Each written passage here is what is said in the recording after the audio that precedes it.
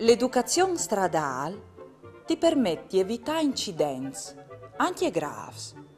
Non ti fa schiappare le multis e ti fa viaggiare sulla strada in sicurezza. Per dare indicazioni che possono essere capite di tutti, sono stati inventati i cartelli stradali, vengono stati simboli grafici un'evore semplici e chiari. Se tu li conosci, si evitano tante situazioni di pericolo. Per esempio, i cartelli tarons color rosso sono i divieti. Vengono stati ti mostrano alc che è proibito. Che i blu segnalano le aree riservate. E che i triangolari segnalano un pericolo. I cartelli stradali possono segnalare, per esempio, un passaggio a livello.